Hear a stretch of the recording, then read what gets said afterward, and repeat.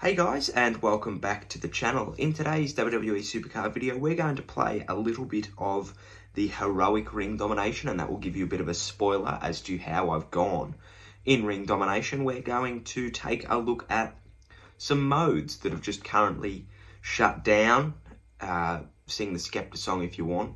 We're also going to play some war and talk about the big fight yesterday, and we're also going to take a look at the changes that are coming. SuperCard have released some more details over the weekend. So first we'll get into a login bonus, because I do like to waste everybody's time. Let me know how you went in ring domination and road to glory. Who's this going to be? Bobby Fish. We were just in it for the credits there, not going to lie. So yeah, nothing to speak of there. Heroic ring domination. I am currently 4 through Batista, and I don't think I'll go any further. I might play a couple of games later on just to try and get some extra shards, some extra resets. I'm pretty close to a pull, so I'll try and get that today. If not, I'll force it tomorrow. That sounds bad, but yeah, you get the gist. Let me know how you went in ring domination and in road to glory. I got, if I just have a look here, I did indeed get Trish Pro. I got the Road to Glory card on Friday, so that gave me all of Saturday off. I got it really early on Friday, which was good, and then I got Trish on yesterday afternoon. I was a little bit busy, so I would have got it earlier, but I was a bit busy. You've got the Godfather here to Pro. It's awfully close to being at that required level and limit. I got 12 power and 4 charisma matches to go, but that is about it. Let me know how your weekend in SuperCard went in the comments down below. Now, this is massive. As you can see here, Team Battleground and King of the Ring have been shut down. And that is everything that is great about the world and more. The fact that TBG has been kaput, been canned before a team ring domination. No more TBGs for the season, thank God. And that is good. So that does confirm that Season 6 will be coming on Thursday. If we have a look at the news here, they did say that TBG and King of the Ring would be pausing at the same time, and PvP will be pausing and you know, be closing once the rewards have been distributed on Wednesday morning for us Australians. I'm not going to bother trying to translate that into Pacific time or whatever. So yeah, that'll be shut down about 11 AM. About login time, PvP will go on Wednesday. Now, next week in SuperCard, this is also very important. A new season begins. New powerful new tiers. That is way too many uses of the word new.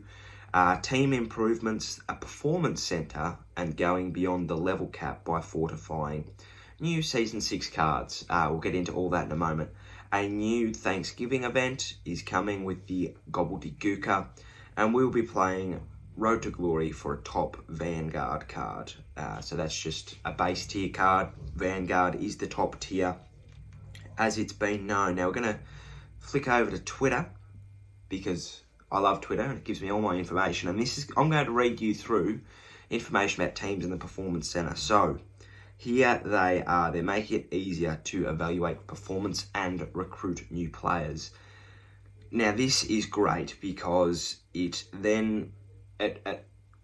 phases out freeloaders, and I think that's fantastic. Now, the team cap is going to 20. And so with 20 people in the team, it's an extra team, you know. So you do need to know who you're recruiting and why you're recruiting them. So it will give a player activity pane, which lets you know if somebody participates in SuperCard more actively or passively.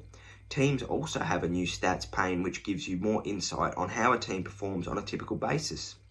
This pane includes a leaderboard across all 3 major team event types and participation stats including average shards per event, average points gained, and so on. A new indicator lets you know who is online or offline during a team event, and they've also added more notifications, including when a player increases their top 8. That's a bit weird, but anyway. And search improvements will make it easier to find the right team and to see the requirements to get into one. We're surfacing better fits betterly, basically. Yep, okay. Yeah, they are making up words. That's what they've said. All right, teams will be expanded to 20. They'll be doubled. And so one of the first features that will support this is TBG. Starting with Season 6 launch, your team will be able to form into 2 smaller groups and start up 2 TBGs at the same time. And you can do that as much as you like. You can go back to back to back to back to back. And they're adding new perks. These perks respectively allow you to boost shards, picks, TBG charges at 1 hour. Increments for the entire team. A notification will pop up giving everyone the scoop on who dropped it and when. Now that is really good. And it's sort of, it is good, but it's also bad. And I guess, providing that you've got, no, it's great. What am I on about? If you've got a team full of paid players, you're going to get the cards very quickly, very easily. You're not going to lose TBGs because everybody just will be charging. But also, depending on how much they are, will depend on how effective they are. So I think that they'll only be probably 100, 150, 200 credits at a time, but who knows. And the Performance Center, here we go. This is massive. So it's a new location designed to help you get matches played and XP passively. Conceptually tied to the NXT facility of the same name, simply drop cards that need some development time into either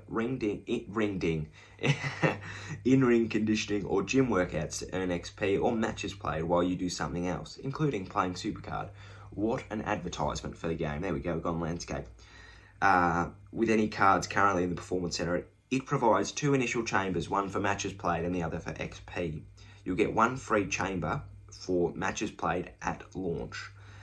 Now that's not good. That means you have to pay for the second one, which isn't a bad thing. I think that something as premium as that is, it's good. It's a premium service, I guess, and it's something like that should probably be paid for. So I think that's good. Cards there can't be pro'd or deleted or trained or fortified until it is done. So look, that's all of the information on the Twitter sphere. Hopefully all that made sense. I'm sure that you can make your own luck out of that. We'll get into some more now. What a boring episode this has been. No, it's been important. It's been informative. My English, however, has not.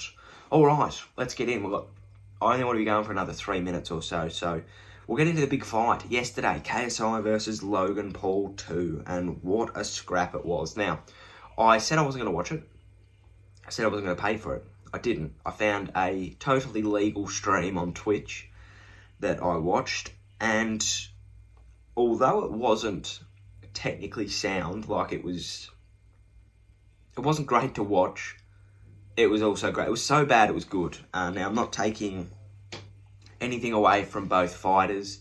Obviously, it takes absolute guts to get into that ring. You know, trust me, it really does. And that's not bigging up myself, but you know, to be able to step in between those ropes, you know, a normal person, whenever punched in the face, they want to shy away from it. They don't want to walk back into punches, and these two were doing it. Now, I scored the contest 56-55 to KSI, and how I did that was I gave the first 3 rounds, I gave 1 and 2 to KSI, I gave 3 to Logan, I gave 4 an 8-8 draw because KSI got knocked down, making it a 10-8 round. That's how it works in pro boxing. And Logan got 2 points deducted. 1 was for holding KSI's head down and administering an uppercut to his temple, to his cranium. So you're not allowed to do that. You can't hold your opponent's head down and punch them. So he lost a point for that. And the second point he lost was for punching KSI while he was down. So he got knocked down from the uppercut where his head was held down, and then he got punched on the canvas. Look at that. Ugh. He got punched on the canvas. So that's a point. Now, do I agree with it? Yes. Do I think he should have got a warning? Also, yes. I do think that he was very, very, very, very stiff not to get a warning. Now, I do think he should have got 1 point taken away for sure. For sure, absolutely. I think he should have got a point taken away because he held his head down. He'd been not warned about that, but he'd been told to stop doing it. Like, it wasn't an official warning. I'm going to take a point next time you do it. But it also wasn't it wasn't his first time getting told not to push his head down or hold his head. So he should have got a point taken away from that. As for him hitting him on the ground, I think he probably should have got a very, very stern warning, because it's one of those ones where you're not going to do it again when you get warned. I mean, the likelihood of you knocking him down again is unlikely, or was in that fight, but then the likelihood of him doing it again is slim to none. So I think he should have got a warning. But at the end of the day, Jack Reese made the decision that he seen fit. He may have thought that the punch on the ground was, or delivered more impact to KSI than the uppercut. And also, you got to think it was to the back of the head. You're not allowed to do that at all in boxing. You know, usually they get warning straight away. So look, he made the call that he's seen fit. As for Shannon Briggs saying, why did he get a minute to get up from the knockdown? That is not the case. If he got a minute to get up from the knockdown, it would be called straight away. That would have been wave it off. But because Jack Reese called a timeout referral, not a referral, but he called a timeout. That gives JJ 5 minutes to then get himself. It's the same with a low blow. If you cop a low blow, you then have up to 5 minutes to then make yourself right again. So that was just completely invalid. That was null and void from Mr. Shannon the Cannon. And that was that. Yeah, I think I've said enough on it. That was my opinion anyway. Let me know if you watched it and scored it and whatever down in the comments below. But that'll do it. Thank you for watching. I hope you enjoyed today's video. We are 4 subscribers away from 600. So if you could help us get to that milestone, that would be very, very good. Thank you for watching. Hope you enjoyed and got some information out of that coming Thursday. And I'll see you tomorrow. Cheerio, la-di-da, and goodbye.